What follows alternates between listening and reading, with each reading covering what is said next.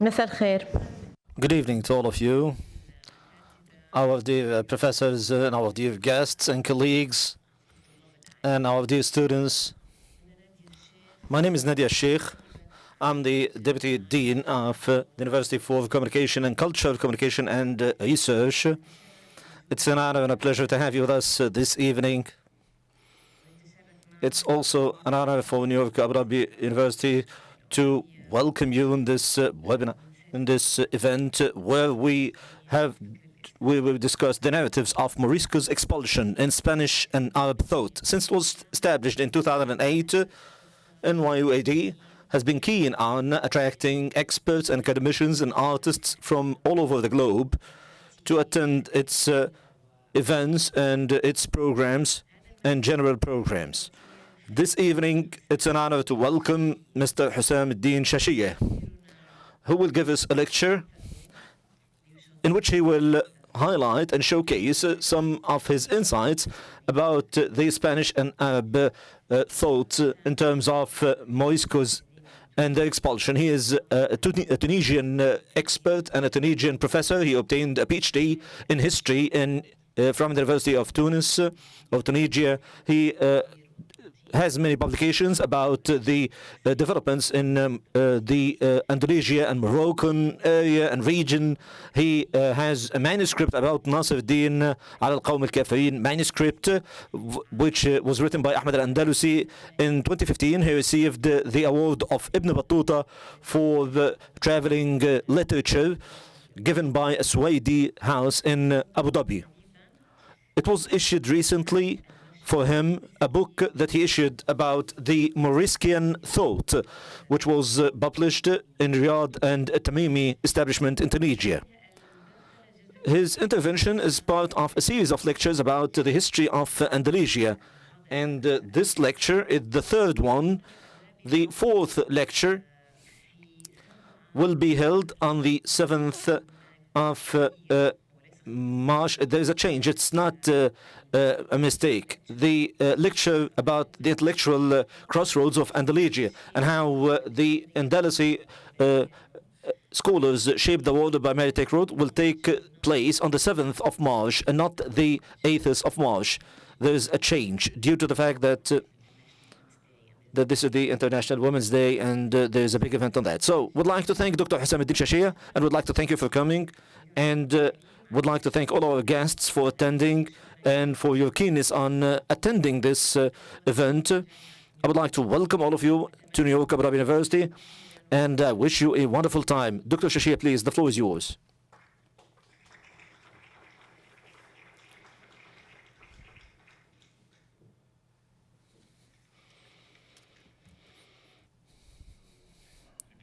At the beginning, I would like to express my appreciation and gratitude to New York University Abu Dhabi for the kind invitation. I would like to thank Professor Nadia for her introduction. This work or research that I will highlight for you is part of a research project that I started back in 2018. I'm trying to look into the Morisckian history in the Arab and Spanish thought and intellect. This is the outcome of my work. This is the book that I issued recently. It is still, actually it was published by a publishing house. At the beginning, before I start, I would like to introduce the Moriscos to you briefly. The Moriscos are the Muslims who remained in their home cities in Spain. After the fall of Andalusia, they were forced to convert to Christianity as of 1502, and this process continued until the year 1526. Those are the people whom we call the Moriscos. The second element is, why are we focusing on the Spanish-Arab interactions on the Morisckian issue? I believe that this part of history is still problematic. Whether in Spain, as I will highlight later, and the major segment or the major part of my intervention will focus on this issue in Spain and also the Arab world. For instance, in Spain, up till now, they still celebrate the date where Granada fell into their hands. Every year, they revive the event itself. And every year on Twitter or Facebook, we will have the issue being highlighted and discussed from different angles. So all of this problematic and thorny presence of this type of history and this segment of history called upon me to study this topic. So studying how the Moriscos were highlighted and covered in Arab writing, it was not really the subject of major attention from Arab academicians, but the Spanish researchers looked into this topic, despite the fact that these actions were very important. However, the way of approaching the Spanish thought on the Moriscos issue was quite limited, whether in the time span or the topics covered. Mainly, we focus on the 16th and 17th century alone, and the 18th century is overlooked, as I will show later on. So this absence of research into this topic and shaping an image that will give us a clear view of what happened on the ground, and also the Arab perspective about the Moriscos, this is what really impelled me to conduct this research. My concept is about understanding the development of the Spanish intellect and thought in addressing Moriscos. This is something that can only be done in the long term. So since the period of time where the events themselves took place, I mean the historic event in reference to the 16th and the 17th century, and then we have the memory span, or the 17th and 18th century. So we have two time spans in this regard. Given many writings at the 16th and 17th century by Spanish researchers or the justification researchers. So I mean those historians try to justify what happened. So one of the leaders of those writings, we have the Pope of Jacantia, Joan Ribera, and his colleague Khay Bleda, in the books defending the creed and the identity of the Moriscos. So there have been a number of religious writings that preceded these dates, and from the titles of these writings we can understand how they want to justify what happened. For example, one of the topics, one of the books is titled The Justified Expulsion of the Moriscos from Spain, and so on. So what we notice in those writings is the word using allegory and using symbolism to explain why this expulsion took place and why this expulsion was fair from the Spaniards' side, or the people of Spain's side. So the writers were focusing on obtaining examples from reality. So they said that when you have a serpent in the house, you have to expel it, or when you have cancer affecting one of your organs, it has to be amputated. So this is how they likened the Moriscos to cancer and to serpents. So those writers have been focusing on the Islamic origins of the Moriscos to justify why they were expelled. At the same period, at the end of the 16th century and the beginning of the 17th century, other Spanish writers embarked on an attempt to write about those events by from eyewitness testimonies. De Mezioga, who wrote a book about Granada's war, he talked about the civil war in Granada, and also Mamun Capital, and these are some of the titles of these books. Because we have noticed that there is a great deal of similarities between the religious leaders and the religious people's writings and the researchers in Spain of that history. So there has been a marked difference between what the historians said and what the religious people said. What the historians did is that they were more bound to focusing on the facts, but the religious leaders focused on more the religious side and the emotional side. So the cultural aspects were different in different Castilla and different cities in Spain back then. So some historians were able to understand the complex nature of the situation, but this type of understanding was absent among the composers of songs and poems, who were completely antagonistic to the Moriscos and praising Philip III, including Gaspar Aguilar, who wrote a poem about the expulsion of Muslims from Spain by His Majesty Philip III, and in which he praised his actions. Moreover, most popular Spanish culture poems focus on hostility towards the Moriscos. And there weren't many complex artistic poems, but they focused on explaining a simplistic image of what took place.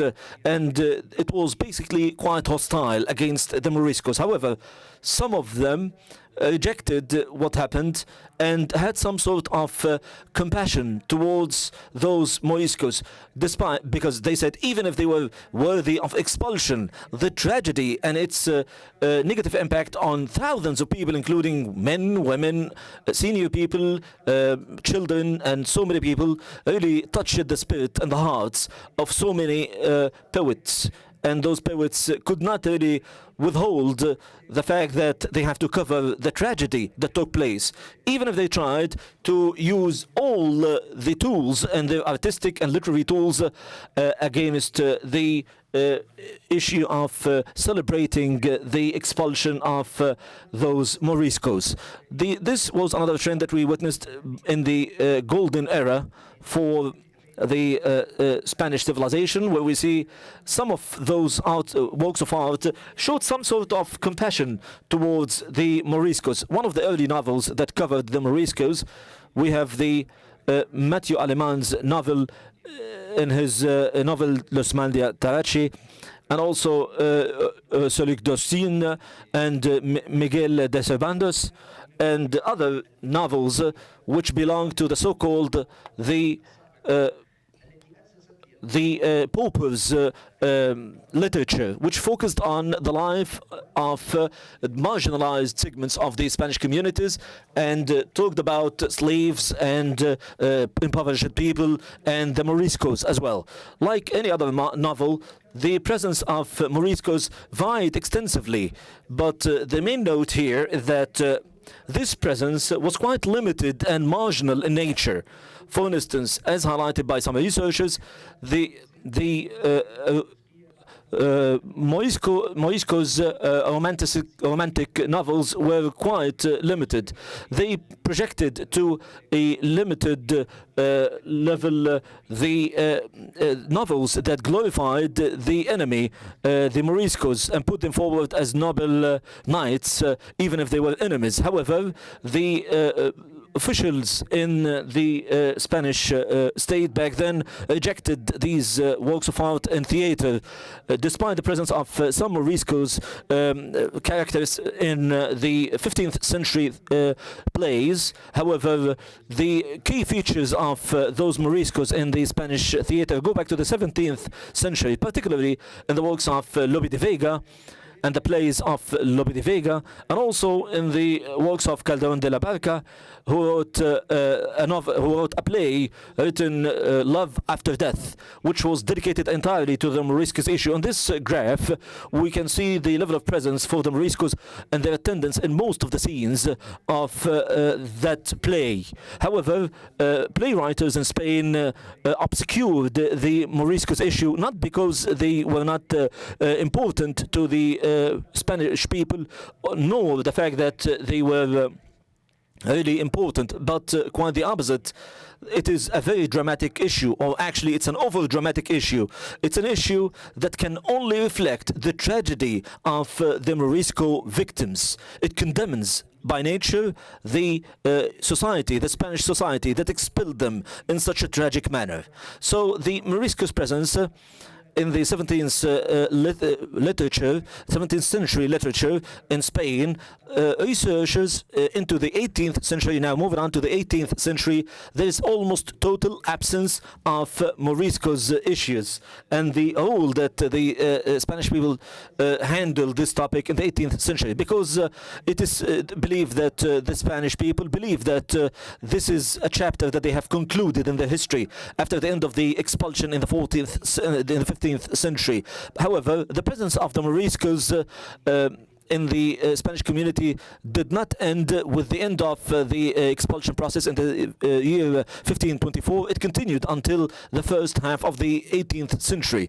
From this graph, we can see how the presence of Moriscos or the tribunals of the Granada Moriscos in the 18th century, how it evolved. Here we see a sharp rise between the year between the years 1730 and 1727, which coincides with Granada's tribunals. Granada's tribunals were the last window through which we can understand the situation of the Moriscos in Spain. Here we see the sentences given to the Moriscos compared to the sentences given to them in the 16th and 17th century. They were much lighter, as you can see, and much lighter sentences and much more lenient sentences. Also, painting among this group of the Moriscos, we have seen also a number of variation among those groups, including administrative people, religious leaders, and so on. There were a large number of women in the Moriscos community for a number of reasons that we may explain later on. So the Moriscos have continued and continue to exist in Spain in the 18th century. However, the Moriscos issues took a back seat since the second half of the 17th century. This means that it was a little bit forgotten. However, it continued in the 18th century about the expulsion of the Moriscos and its impact on the literature of Spain at different degrees. However, the publications associated with this event that go all the way back to the 17th century were published and republished. Here we see that we can see how the presence of Moriscos evolved in the library of the National Library of Spain. It's definitely the 16th century witnessed many writings, but also in the 19th centuries we had writings about the Moriscos. This is another graph that shows and stresses the same fact and the same concept. So the Moriscos in the 18th century were no longer a threat to the religious unity, or between two brackets, the national security of the Spanish state. They have become only part of a past event that is still living in the conscious and subconscious memory of all Spanish people, given the different intellectual backgrounds. And so this does not mean that the topic were completely forgotten and that the 17th and 18th century Spanish writers have completely forgotten about the Moriscos topic and gave it to, or passed down the concept to the 18th century writers. One of the Spanish writers who covered this topic in the 18th century, we can mention a manuscript by the entitled "The Mistakes of the Moriscos in Spain." It is a rare picture of this, and also Morisco Jiménez's writings about the Moriscos and the liberation of captives in Africa by Magravo, and in addition to a number of writings that were reprinted or recopied. Republishing of these writings means that the topic is still pretty much alive. The topics that were republished were not antagonistic or against the Moriscos, especially the War of Granada by Diego Arnagos. This book was not against the Moriscos. So the 18th writings about the Moriscos, the 18th century writings about the Moriscos were not antagonists against the Moriscos. Then we started having writings about the Moriscos in newspapers and magazines. We conducted a research in the National Spanish Archives of the National Spanish Archives. In this regard, we have seen that the topic was quite present, but at different levels, actually, and with different ratios. So the topic of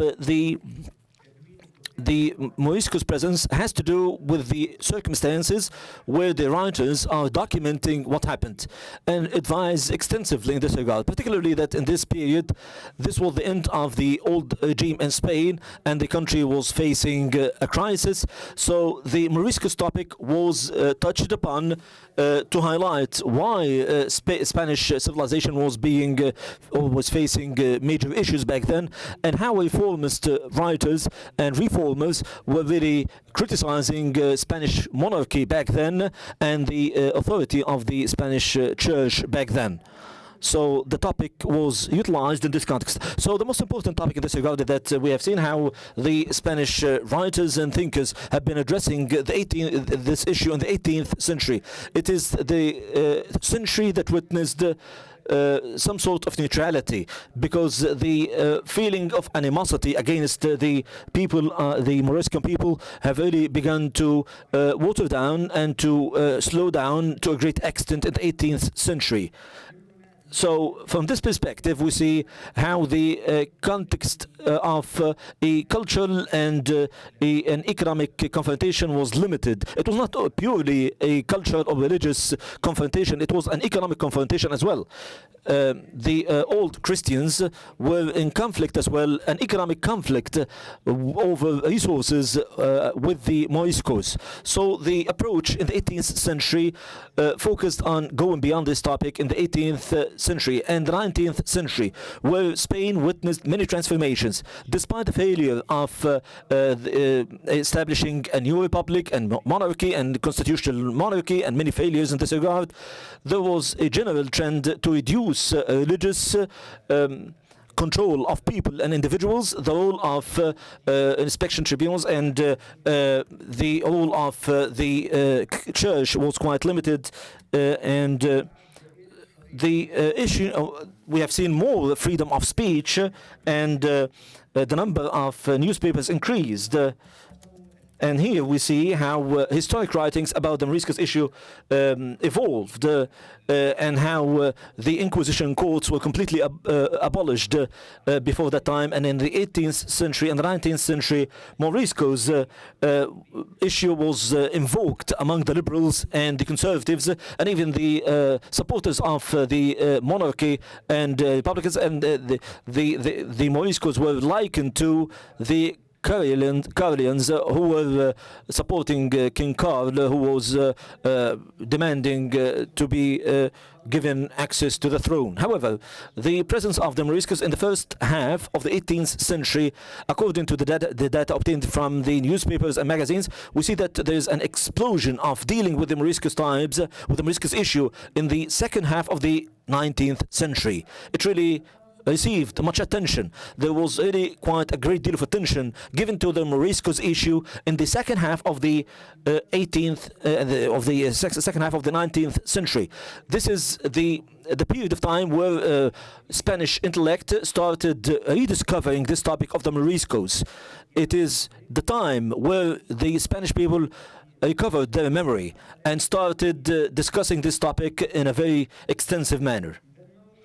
So if we try to pinpoint some pictures and showcase some examples in the presence of the Moriscos in some newspapers in the 18th century and the 19th century, we see what happened in the 19th century here, and how the Spanish approach of tackling the Moriscos issue shifted dramatically from what was in the 18th century.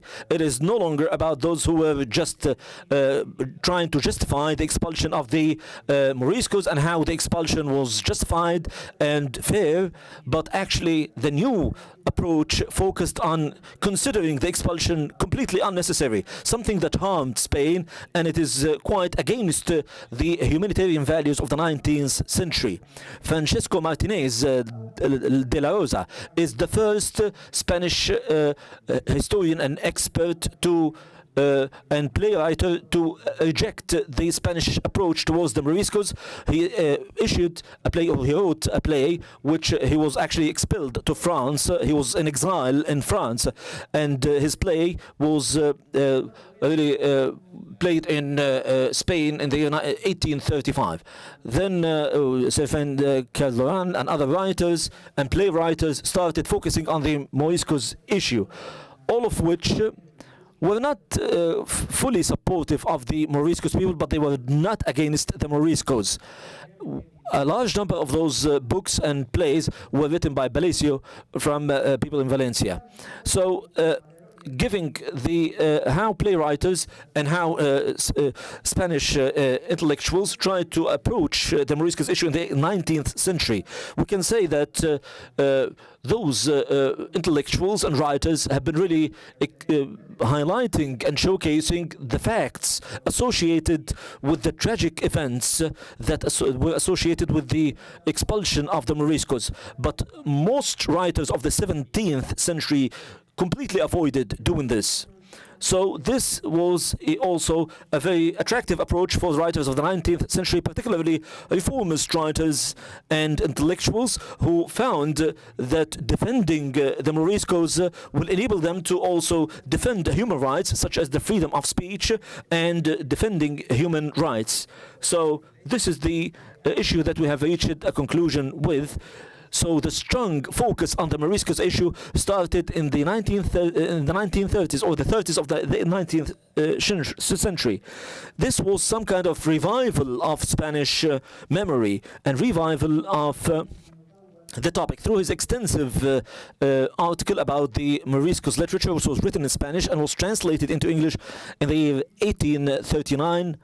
The Orientalist Vascuan de Gallangos was the first Spanish intellectual to write an academic study about the Moriscos in the 19th century. And even afterwards, I don't want to take up too much time, many writings after that date, many writings about the Moriscos started appearing, particularly in the 50s of the 19th century, particularly a book by Florencio Jano about the social situation of the Moriscos in Spain.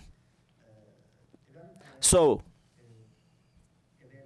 moreover, a book about the history of the expulsion of the Moriscos in the era of Philip III, another book about the evolution of the Moriscos and the expulsion from Spain, and many other writings. In total, the main takeaway here is that the historic writings about the Spanish writers in the 19th century managed to get out from the circle of justifying the expulsion of the Moriscos and paved the way for scientific historic writing in Spain about the Moriscos, which started in the 20th century. So the academic scientific approach began to prevail with the publications of Karl Grover writings and many others. So if the historic writings in Spain in the 19th century focus mainly on studying the Moriscan expulsion history, many writings in the second half of the 20th century focused about the Moriscos in exile, particularly in Morocco and Tunisia. This is as far as the topic that I've studied so far. However, the Moriscan history was not purely historical or in terms of documenting the facts. Art also approached the topic. I will quickly show you some paintings about the expulsion in the year 1613, which was published by Bancaja Group in Spain. And they were painted as part of a contest that was organized by the Spanish authorities to those who would document the expulsion of the Moriscos. Unfortunately, the winning, the painting that won the award burned down with the King's Castle in the year 1640, and we have no trace of it. This is another painting in Prado Museum in the 19th century. A number of Orientalist paintings were here. These are not Moriscans. This is a painting. Yes. So we see here the Orientalist side taking the lead in this regard. This is a painting, a large painting that was present in Valencia Museum. As for the Moriscan presence in Spanish presence, now moving on to the other side, or Moriscans in the Arab thought. The Moriscan topic had a relatively important position in Spanish writings at the beginning of the modern era and the end of the modern era. It did not really receive much attention from Arab writers. I mean the Arab historians, the Moriscans themselves, and the Arab travelers who visited Spain. As we do not even find anything until the first half of the 20th century. Not a single book was dedicated to the Moriscan issue. Despite this note, we know that a number of news about the Moriscosquian issue began to be documented in the Islamic world, the beginning of the 16th century, in the form of secret correspondence between the Moriscans and the rulers of North Africa and a number of religious leaders, such as this message, which was sent by the Moriscans to Sultan Suleiman al-Qanuni in the year 1541. This comes from the Ottoman archives. It's a message from the Moriscans in Granada to Sultan Suleiman al-Qanuni. So منتصر القفنسي نور القماش in the مناقب of al-Qashash is the first Arab book that ever covers some segments of the Moriscosquian history. It was issued before another book about the history of Andalusia. But we can consider that the latest text, or Al-Maqabi's book, is one of the most important texts about building the Arab narrative about the Moriscans, as most historical archives in the Arab world about this event in Arab history was focusing or based on it. However, this book by Al-Qafsi was a local book in Tunisia. So Nafhat book was divided into two major segments. The first one has 8 chapters that focus on the history of Andalusia since it was first conquered by Muslims until the expulsion of the Moriscos. The second segment has to do with the life of Digutin al-Khatbi. As for the main resources of the book, as mentioned by the author, they come from a number of books where he bought in Morocco in his youth, and what he heard or hearsay in them. And the book was written in Egypt. The first topic about the Moriscan history is being very brief. From 203 pages in the 8th chapter entitled How the Enemy Defeated Muslims in Andalusia, and how the modern people there tried to ask the Muslims to assist them. It only dedicated 28 lines, to talk about the Moriscan era, which spanned more than 1 century. So since the fall of Granada until the year 1614. Despite this unbelievable brevity, Al-Maqri provided almost a complete picture of the Moriscos' history for Arab writers, whether the events taking place or those Muslims living in the Levant or away from the Morisco land, or Muslims living in Morocco close by to the Moriscos.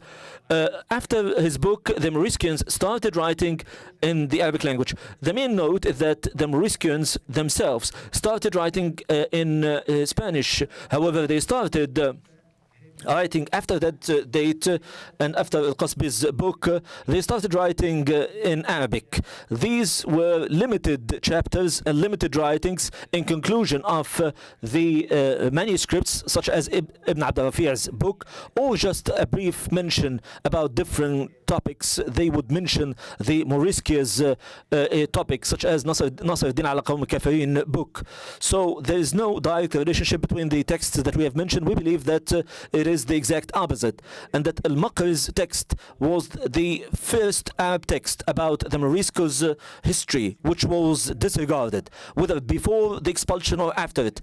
The state of silence here is associated, as far as I believe, with the Arab historians' aversion to document how the Muslims were defeated in Spain, particularly when they highlight how the Moriscos were raped and killed when they reached the Moroccan shorelines and the Tunisian shorelines. Maybe Ibn Abd al-Rafi' was not aware of what al-Maqri said. We know that al-Hajri, Ahmed al-Qasim al-Hajri, highlighted what the book said when he pointed out this topic. In the 17th and 18th century, there have been a diverse number of Arab writings which talked about the Moriscans. Almost all Moroccan travelers, including Ghassani, Al-Ghazal, and Al-Miknasi, all of them pointed out in their books to some events in the Moriscos' history.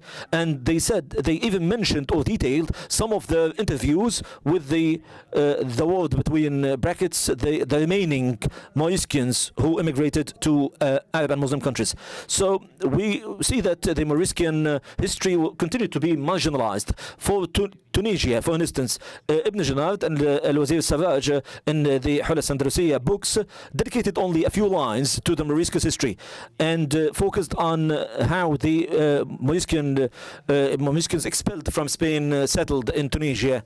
So the same issue was, or the same case can be applied actually to the writings of Morocco, such as Saadiya State and a book entitled Al-Hadi Akhbar Muluk al-Qarn al-Hadi and a book entitled The History of the Andalusian Island. Some brief references to the Moriscan history, particularly talking about how the Moriscans settled in Morocco. So the narratives in the 18th and 19th century were quite similar. In Morocco, Al-Nasiri in his book Al-Istiqsa, for the information mentioned by Al-Qasri, and Ahmed ibn Ziyad in his book Ikhbar Muluk Tunis in Ahd al-Aman, what was mentioned by Ibn Abi Dinar, Al-Sarrad and Al-Naqri. With the beginning of the 20th century, the Arab writings about the Moriscos developed extensively, not just in terms of volume or the implemented scientific approaches as well, but also in terms of the terms used in those books. The modern writers use terms such as the remaining people from Andalusia or the Andalusians to talk about the Moriscans and their history. Since the beginning of the 20th century, they started using the term Moriscos in the Arab texts. The Lebanese writer Shakib Arslan was the first writer to use this term or to coin this term in the Arabic language, but he defined it as, or he used it as Moriscos, the same way it is pronounced in Spanish, Moriscos. In his translation of The Last People of Sarraj, in which he added, or to which he added a historic appendix of 27 pages about the Moriscans and the state in Granada. This is the Arab version that is more detailed, or the most detailed version of the Moriscan history back then. The first edition was in the year 1897. In addition to Arab resources, Arslan was well aware of French and Spanish writings about the Moriscan topic. Despite the fact that Arslan's book developed the Arabs' understanding of the Moriscan history and providing information that were not available in Arab books earlier, his approach and his focus on this topic remained traditional. It was based on the legend of the lost paradise. The lost history of the Moriscos is only part of what is called the legend of the fall of Andalusia. So after the publication of the novel The Last People of Sarraj, or Akhir Bani Sarraj, he published the most detailed book about them entitled Al-Hulla Al-Sundusiyya fi al-Akhbar wal-Athar al-Andalusiyya. It is a book from 3 volumes from an encyclopedia that the author wanted to issue 10 volumes of, but the 10th volume, which was supposed to be fully dedicated to the Moriscos, was never published. But in the 3 volumes that were published, we have seen a number of references to the Moriscan history that were based mainly on Spanish resources. The writer expressed more than once about his understanding of the scarcity of knowledge in Arab resources in terms of the Moriscos history. The Arabs and the East's focus on Morisco's history increased as Muhammad Abdullah Anan, the Egyptian lawyer, wrote his book The End of Andalusia and the history of the Arabs who converted to Christianity.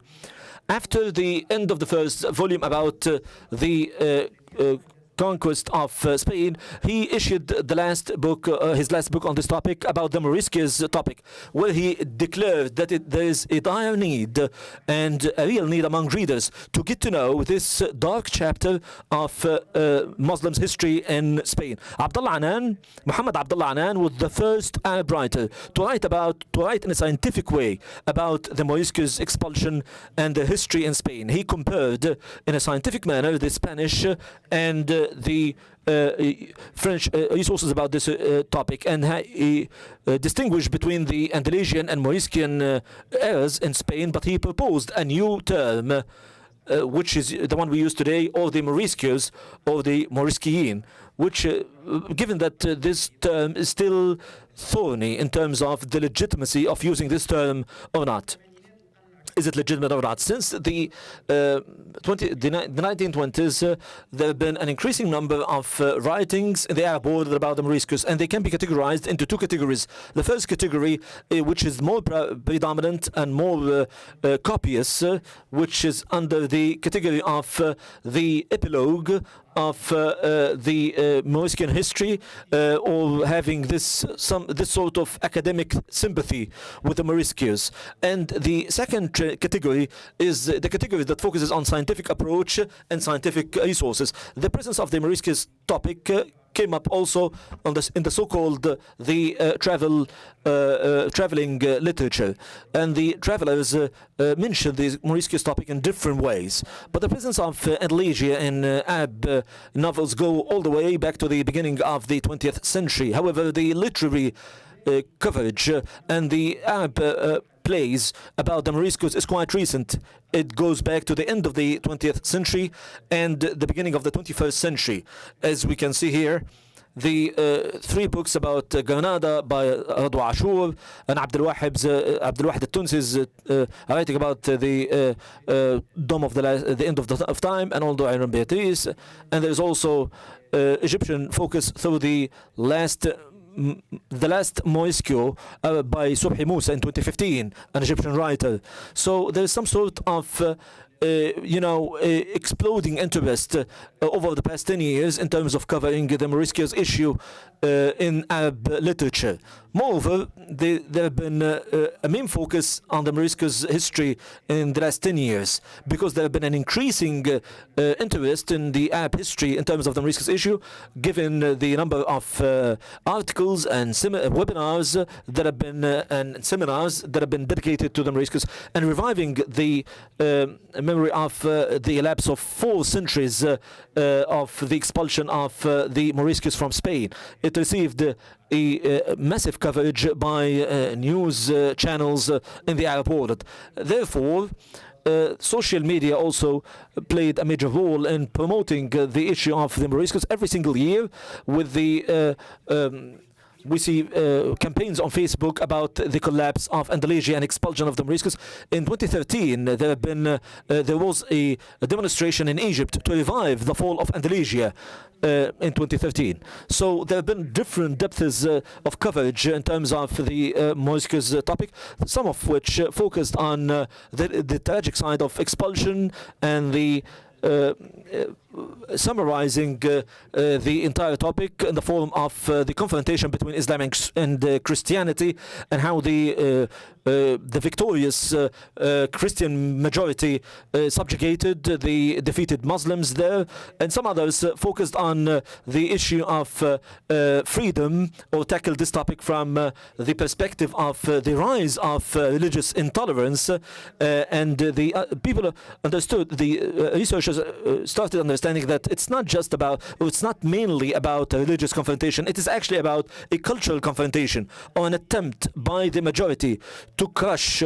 the minority culturally and at all levels. So Arab writers and travelers did not really pay much attention to the Moriscos issue until the end of the 19th century. This marginalization is based on or emanates from complete ignorance of this part of history, particularly that the Moriscans themselves documented very little of their history. We believe that given the continuous confrontation between the Spanish people and the Ottomans, the Moriscos image, with all the defeat that it represented, it was not really something that Muslim people back then wanted to get to know much about. They only focused on the flourishing of the Andalusia. So that is why the Andalusian that's why the history of the Moriscos remained almost ignored in Arab studies for several centuries.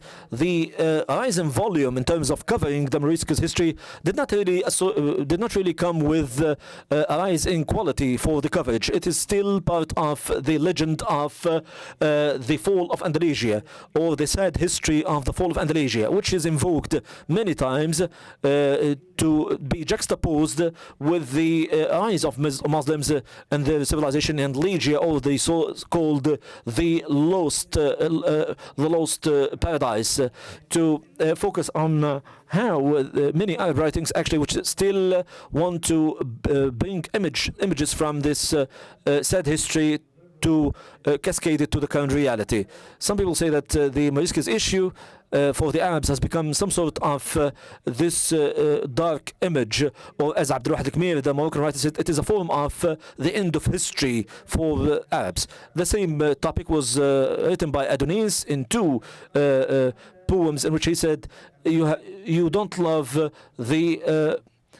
the night of this of what is gone, because you are focusing on the morning of the future that will come. So he wants to conclude by a positive note. He says that the evening will really pave the way for the rising sun with sunrise. So if we can take it from this perspective as the darkness before the night, to consider it some sort of sunrise before sunset. Thank you for your listening and attention.